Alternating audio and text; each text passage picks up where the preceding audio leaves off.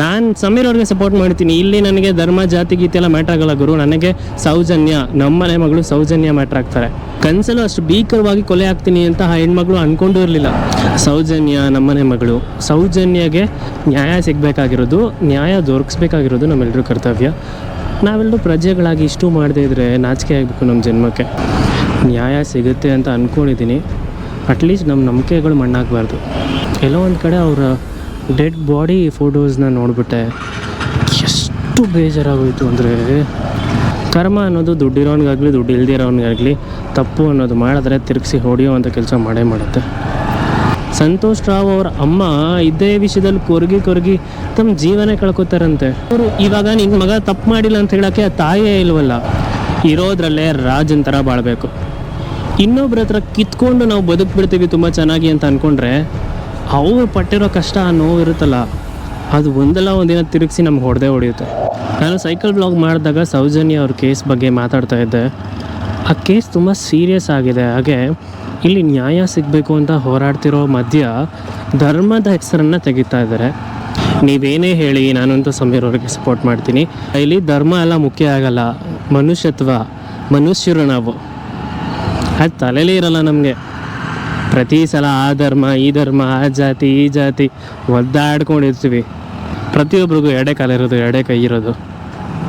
ಅವ್ರೇನಾದರೂ ನಮ್ಮ ಜೊತೆ ವಿರುದ್ಧವಾಗಿ ಮಾತಾಡ್ತಿದ್ರೆ ಅವಾಗ ನಾವು ಧ್ವನಿ ಎತ್ತೋದ್ರಲ್ಲಿ ಒಂದು ಅರ್ಥ ಇದೆ. ಅದು ಬಿಟ್ಬಿಟ್ಟು ನಾವೇ ಹೋಗಿ ಕಾಲು ಕೆರ್ಕೊಂಡು ನೀನು ಹಿಂಗೆ ವಿರೋಧವಾಗಿ ಮಾತಾಡ್ಬಿಟ್ಟೆ, ನೀನು ಬೇರೆ ಧರ್ಮದವನು, ನೀನು ಹೇಗೆ ಮಾತಾಡೋದು, ನೀನು ಹೇಗೆ ಮಾತಾಡಿದ್ರು ಕೂಡ ನಿನ್ನ ಅರ್ಥ ಇದೇ ಇರುತ್ತೆ. ಇದೆಲ್ಲ ಯಾಕೆ ಬೇಕು? ಕಿರಿಕ್ ಕೀರ್ತಿ ಅವರು ತಮ್ಮ ಚಾನಲಲ್ಲಿ ವೀಡಿಯೋನ ಅಪ್ಲೋಡ್ ಮಾಡಿದ್ದಾರೆ. ನೋಡಿಲ್ಲ ಅಂದರೆ ಹೋಗಿ ನೋಡ್ಕೊಂಬನ್ನಿ, ಅವ್ರಿಗೂ ವ್ಯೂಸ್ ಆಗಲಿ. ಏನೋ ಸರ್ಕಾರದ ಪ್ರಕಾರ ಅಥವಾ ಅಲ್ಲಿರುವಂಥ ಉಲ್ಲೇಖಗಳಲ್ಲಿ ಜೈನ್ ಇನ್ಸ್ಟಿಟ್ಯೂಟ್ ಅಂತ ರೆಕಾರ್ಡ್ಸ್ ಇರ್ಬೋದು, ಆದರೆ ಒಳಗಡೆ ಇರೋ ದೇವರು ನಮ್ಮ ಮಂಜುನಾಥ ಸ್ವಾಮಿನೇ ಅಲ್ವಾ. ಇದನ್ನೇ ಕಿರಿಕ್ ಅವರು ಹೇಳ್ತಿರೋದು. ಬಟ್ ಕಿರಿಕ್ ಅವರು ಹೇಳೋ ಅಂಥ ವೇ ನಿಜವಾಗ್ಲೂ ಸರಿ ಇಲ್ಲ. ನೀವು ಏನಾದರೂ ಅಂದ್ಕೊಳ್ಳಿ ಬ್ರೋ, ನೀವು ಹೇಳೋದು ನಿಜವಾಗ್ಲೂ ಸರಿ ಇಲ್ಲ. ನಾನು ಸಮೀರ್ ಅವ್ರಿಗೆ ಸಪೋರ್ಟ್ ಮಾಡ್ತೀನಿ. ಇಲ್ಲಿ ನನಗೆ ಧರ್ಮ ಜಾತಿ ಗೀತೆ ಎಲ್ಲ ಮ್ಯಾಟ್ರ್ ಆಗಲ್ಲ ಗುರು. ನನಗೆ ಸೌಜನ್ಯ, ನಮ್ಮನೆ ಮಗಳು ಸೌಜನ್ಯ ಮ್ಯಾಟ್ರ್ ಆಗ್ತಾರೆ. ಕನಸಲ್ಲೂ ಅಷ್ಟು ಭೀಕರವಾಗಿ ಕೊಲೆ ಆಗ್ತೀನಿ ಅಂತ ಆ ಹೆಣ್ಮಗಳು ಅಂದ್ಕೊಂಡು ಇರಲಿಲ್ಲ. ಡೆತ್ ಥ್ರೆಟ್ಸ್ ಎಲ್ಲ ಏನಕ್ಕೆ ಬರ್ತಾ ಇದೆ? ಸಮೀರ್ ಅವ್ರ ಮೇಲೆ ಯಾಕೆ ಥ್ರೆಟ್ಗಳನ್ನ ಮಾಡ್ತಿದ್ದೀರಾ ನೀವು? ಸಮೀರ್ ಅವರು ರೆಕಾರ್ಡ್ಸನ್ನು ಇಟ್ಕೊಂಡ್ರೆ ಪ್ರತಿಯೊಂದು ನಂಬರು, ಪ್ರತಿಯೊಂದು ಹೆಸರನ್ನು ರೆಕಾರ್ಡ್ ಇಟ್ಕೊಂಡು ಕೇಸ್ ಹಾಕಬೇಕು. ಡೆತ್ ಥ್ರೆಟ್ಸ್ ಮಾಡ್ತಿದ್ದಾರೆ ಅಂತ ಈಸಿಲಿ ಇದು ಮಾಡ್ಕೋತಿರೋ ಬಡಿ. ನಿಮ್ಗೇನು ದುಡ್ಡಿದೆ ಬೇಜಾನು?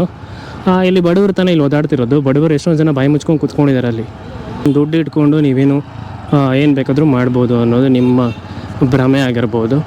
ಆದರೆ ಕರ್ಮ ಅನ್ನೋದು ದುಡ್ಡಿರೋನಿಗಾಗಲಿ ದುಡ್ಡು ಇಲ್ದಿರೋನಿಗಾಗಲಿ ತಪ್ಪು ಅನ್ನೋದು ಮಾಡಿದ್ರೆ ತಿರುಗಿಸಿ ಹೊಡೆಯೋ ಅಂಥ ಕೆಲಸ ಮಾಡೇ ಮಾಡುತ್ತೆ. ಧರ್ಮದ ಹೆಸರಲ್ಲಿ ಯಾರ್ಯಾರೆಲ್ಲ ಅಧರ್ಮ ಮಾಡ್ತಿದ್ದೀರೋ ಅವರೆಲ್ಲರೂ ಕೂಡ ಒಂದಲ್ಲ ಒಂದಿನ ಸಿಕ್ಕಾಕೊಂಡೇ ಹಾಕೊತಾರೆ. ಇಫ್ ಇನ್ ಕೇಸ್ ಇವಾಗ ಯಾರ ಮೇಲೆ ನಾವು ಅಲಿಗೇಷನ್ ಮಾಡ್ತಿದ್ದೀವಿ ಅವರಲ್ಲ ಅಂತಂದ್ರೂ ಖುಷಿನೇ ಅಲ್ವಾ? ಅದನ್ನು ಪ್ರೂವ್ ಮಾಡೋವಂಥ ಪ್ರಯತ್ನ ಪಡಿ ಅಟ್ಲೀಸ್ಟ್. ಈಗ ಒಬ್ಬ ವ್ಯಕ್ತಿ ಮೇಲೆ ನಾವು ಅಲಿಗೇಷನ್ ಹಾಕ್ತಿದ್ವಿ, ಅವ್ರು ತಪ್ಪು ಮಾಡಿಲ್ಲ, ಬಟ್ ಇಷ್ಟು ವರ್ಷ ಅವ್ರ ಮೇಲೆ ಅಲಿಗೇಷನ್ ಹಾಕಿದ್ವಿ ಅನ್ನೋದು ಗೊತ್ತಾದರೆ ಖಂಡಿತ ನಮಗೆ ಅವ್ರ ಮೇಲೆ ಗೌರವ ಜಾಸ್ತಿನೇ ಆಗುತ್ತೆ, ಕಮ್ಮಿ ಆಗಲ್ಲ. ಸೊ ಇದನ್ನೆಲ್ಲ ಅರ್ಥ ಮಾಡ್ಕೊಬೇಕು ಪ್ರತಿಯೊಬ್ಬರು ನಾವು. ಆ್ಯಂಡ್ ಅಲಿಗೇಷನ್ ಮಾಡೋದು ತಪ್ಪಲ್ಲ ಗುರು. ಯಾಕೆ ತಪ್ಪು? ಕರೆಕ್ಟೇ ಅಲ್ವಾ? ಸೌಜನ್ಯ ನಮ್ಮನೆ ಮಗಳು, ಸೌಜನ್ಯಗೆ ನ್ಯಾಯ ಸಿಗಬೇಕಾಗಿರೋದು, ನ್ಯಾಯ ದೊರಕಿಸ್ಬೇಕಾಗಿರೋದು ನಮ್ಮೆಲ್ಲರೂ ಕರ್ತವ್ಯ. ನಾವೆಲ್ಲರೂ ಪ್ರಜೆಗಳಾಗಿ ಇಷ್ಟು ಮಾಡದೇ ಇದ್ದರೆ ನಾಚಿಕೆ ಆಗಬೇಕು ನಮ್ಮ ಜನ್ಮಕ್ಕೆ. ಇಷ್ಟು ವರ್ಷ ಬೇಕಾಯ್ತಾ ಗುರು? ನನಗೆ ಇಂಥ ಕೇಸ್ಗಳೆಲ್ಲ ಈಗಲೇ ಅರ್ಥ ಆಗ್ತಿರೋದು. ಲಿಟ್ರಲಿ ತುಂಬ ಬೇಜಾರಾಗುತ್ತೆ ಗೈಸ್. ಸುಮ್ಮನೆ ಹರ್ಟ್ ಆಗುತ್ತೆ ಮನಸ್ಸಿಗೆ ತುಂಬ. ಆ ಹುಡುಗಿ ಏನಾದರೂ ತಪ್ಪು ಮಾಡಿದ್ಲು ಅಥವಾ ಏನಾದರೂ ಯಾರ ಮೇಲಾದರೂ ದ್ವೇಷ ಸಾಧಿಸ್ತಿದ್ಲ ಅಥವಾ ಇನ್ನೊಬ್ರಿಗೆ ತೊಂದರೆ ಆಗೋ ಥರ ಏನಾದರೂ ಮಾಡ್ತಿದ್ಲ? ಏನಿಲ್ಲ. ಅನ್ಯಾಯವಾಗಿ ಒಂದು ಜೀವನ ಕಿತ್ಕೊಂಡ್ರಿ. ಅದೇನಾಗುತ್ತೋ ಏನು ಕತೆನೋ ನನಗಂತೂ ಗೊತ್ತಿಲ್ಲ. ಆದರೆ ಸೌಜನ್ಯ ಅವ್ರಿಗೆ ನ್ಯಾಯ ಸಿಗಬೇಕು ಅಷ್ಟೆ. ನ್ಯಾಯ ಸಿಗುತ್ತೆ ಅಂತ ಅಂದ್ಕೊಂಡಿದ್ದೀನಿ. ಅಟ್ಲೀಸ್ಟ್ ನಮ್ಮ ನಂಬಿಕೆಗಳು ಮಣ್ಣಾಗಬಾರ್ದು. ಎಲ್ಲೋ ಒಂದು ಕಡೆ ಅವರ ಡೆಡ್ ಬಾಡಿ ಫೋಟೋಸ್ನ ನೋಡಿಬಿಟ್ಟೆ ಎಷ್ಟು ಬೇಜಾರಾಗೋಯಿತು ಅಂದರೆ ಹೇಗೆ ಹೇಳಿ ನನಗೊಂದು ಕ್ಷಣ ಹಂಗೆ ನಿಜ ಗೈಸ್ ಎಕ್ಸ್ಪ್ಲೈನ್ ಮಾಡೋದಕ್ಕಾಗಲ್ಲ. ಯಾಕಂದರೆ ಅಷ್ಟು ನೋವು ತಿಂದಿರುತ್ತೆ ಜೀವ, ಅಷ್ಟು ಕಷ್ಟಪಟ್ಟಿರುತ್ತೆ. ಏನು ಜೀವ ಹೋಗೋದು ಅಂದರೆ ತಮಾಷೆನಾ ಗುರು? ಯಾರೋ ಒಬ್ಬರು ಹಿಂಸೆಯಿಂದ ಜೀವ ತೆಗೆಯೋದು ಅಂದರೆ ತಮಾಷೆನಾ? ಅಲ್ಲ, ಮಾಡಬಾರ್ದು ಅನಾಚಾರಗಳನ್ನೆಲ್ಲ ಮಾಡಿದ್ದಾರೆ. ಮಣ್ಣು ಹಾಕೋದಾಗಿರಲಿ, ಏನಿದೆಲ್ಲ ಮನುಷ್ಯತ್ವನ ಇದೆಲ್ಲ. ಸಂತೋಷ್ ರಾವ್ ಅಂತ ಒಬ್ರು ಇದ್ರಲ್ಲ, ಅವ್ರಿಗೆ ಜೈಲಲ್ಲಿ ಹಾಕಿ ಅವ್ರಿಗೆ ಇಷ್ಟು ವರ್ಷ ಕಷ್ಟ ಕೊಟ್ಟು ಹಿಂಸೆ ಕೊಟ್ಟು ಅವ್ರಿಗೆ ಮಾಡಬಾರ್ದನ್ನೆಲ್ಲ ಮಾಡಿ ಪೊಲೀಸವರು ಅವ್ರದ್ದೇನೋ ಅವ್ರದ್ದೊಂದು ಪ್ರೊಸೀಜರ್, ಅದನ್ನು ಬಾಯಿ ಬಿಡಿಸ್ಲೇಬೇಕಿತ್ತು ಅಂತ ಏನೋ ಮಾಡಿರಬಹುದು. ಆದರೆ ಅಂಥ ಅಮಾಯಕನ ಸಿಗಾಕ್ಸಿ ಅನ್ಯಾಯವಾಗಿ ಅವನ ಜೀವನನೂ ಹಾಳು ಮಾಡಿ, ಅವ್ರ ಅಪ್ಪ ಅಮ್ಮ ಜೀವನನೂ ಹಾಳು ಮಾಡಿ, ಅವ್ರ ಅಮ್ಮನೂ ಇದೇ ಥರ ಏನೋ ತೀರ್ಕೊಂಡ್ರು ಅಂತ ಅವ್ರ ವೀಡಿಯೋಲಿ ಹೇಳ್ತಿದ್ರು. ಎಷ್ಟು ಬೇಜಾರಾಗುತ್ತೆ. ಮಗ ಯಾವುದೋ ಹುಡುಗಿನ ರೇಪ್ ಮಾಡಿ ಈ ಥರ ಕೊಲೆ ಮಾಡಿಬಿಟ್ಟಿದ್ದೀನಿ ಅಂತ ಕೇಳಿದಾಗ ಆ ತಾಯಿಗೆ ಎಷ್ಟು ನೋವಾಗಿರುತ್ತೆ. ಅವರು ಇವಾಗ ನಿನ್ನ ಮಗ ತಪ್ಪು ಮಾಡಿಲ್ಲ ಅಂತ ಹೇಳೋಕ್ಕೆ ಆ ತಾಯಿಯೇ ಇಲ್ವಲ್ಲ.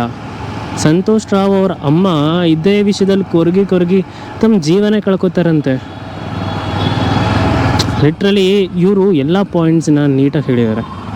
ಅದನ್ನು ತುಂಬ ಜನಕ್ಕೆ ಸಹಿಸ್ಕೊಳಕ್ಕಾಗ್ತಿಲ್ಲ. ಹಾಗೆ ಒಂದಷ್ಟು ಜನ ಚೇಲಾಗಳು ಇರ್ತಾರೆ. ಅಂಥವ್ರಿಗೆ ನಾವು ಹೇಳೋದಿಷ್ಟೇ, ಸೋಷಿಯಲ್ ಮೀಡಿಯಾ ತುಂಬ ಚಿಕ್ಕದೇನಲ್ಲ. ಇದು ಪ್ರಪಂಚನೇ ಒಂದು ಕಡೆ ತಿರುಗಿಸಿ ತೋರಿಸುತ್ತೆ ನಾವು ಹಿಂಗಿದ್ದೀವಿ ನೋಡಿ ಅಂತ. ಅಲ್ಲ, ನಿನ್ನ ಹತ್ರ ದುಡ್ಡಿದೆ ಅಥವಾ ನಮಗೇನೋ ದೊಡ್ಡದಾಗಿ ಆಸ್ತಿ ಅಂತಸ್ತುಗಳಿದೆ ಅಂದ ತಕ್ಷಣ ಹೇಳ್ಕೊಂಬರ್ಬಾರ್ದು. ಅತಿ ಆಸೆ ಇರಬಾರ್ದು ಮುಖ್ಯವಾಗಿ. ನೋಡಿ ಸ್ನೇಹಿತರೆ, ನಾನು ಹೇಳೋದಿಷ್ಟೇ, ಇರೋದ್ರಲ್ಲೇ ರಾಜನ ಥರ ಬಾಳಬೇಕು.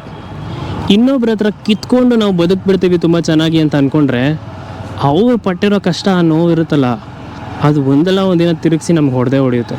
ಒಳ್ಳೆಯ ವಿಷಯಗಳಿಗೆ ತಮ್ಮ ಜೀವನವನ್ನೇ ಪಣವಾಗಿಟ್ಕೊಂಡು ಅದಕ್ಕೋಸ್ಕರ ಕಷ್ಟಪಟ್ಟು ಹೋಗಿರೋವಂಥ ನಮ್ಮ ಅಪ್ಪು ಇಲ್ವಾ, ಅವ್ರಿಗೇನು ಕಮ್ಮಿ ಆಗಿತ್ತು ಗುರು?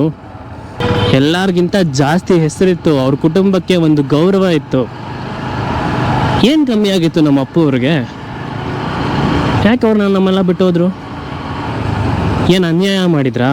ಇಲ್ಲ, ಒಳ್ಳೆ ವ್ಯಕ್ತಿ ಆಗಿದ್ರು. ಈ ದೇವ್ರಿಗೆ ಅದನ್ನು ಸಹಿಸ್ಕೊಳ್ಳೋದಕ್ಕಾಗಲ್ಲ.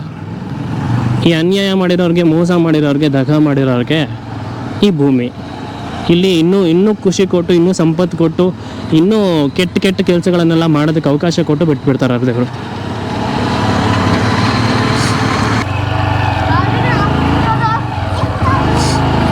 ಈಗ ಸೌಜನ್ಯ ಅವರು ಸ್ವರ್ಗದಲ್ಲಿದ್ದರೂ ಕೂಡ ಅವ್ರ ಕೊನೆ ಕ್ಷಣದಲ್ಲಿ ಆಗಿರುವಂಥ ನೋವಿದೆಯಲ್ಲ, ಅಲ್ಲೇ ನರಕ ನೋಡಿಬಿಟ್ಟಿರ್ತಾರೆ. ಆ ನರಕ 100 ಪಟ್ಟು ಜಾಸ್ತಿ ಮಾಡೋರ್ಗಾಗತ್ತೆ. ಆಗಲೇಬೇಕು, ಹಾಗೆ ಆಗುತ್ತೆ. ಕರ್ಮ ಯಾರನ್ನೂ ಬಿಡಲ್ಲ ಗೈಸ್, ಬರೆದಿಟ್ಕೊಳ್ಳಿ, ಕರ್ಮ ಯಾರನ್ನೂ ಬಿಡಲ್ಲ. ಓಕೆ ಸ್ನೇಹಿತರೆ, ಮುಂದಿನ ವಿಡಿಯೋಲಿ ಸಿಗ್ತೀನಿ.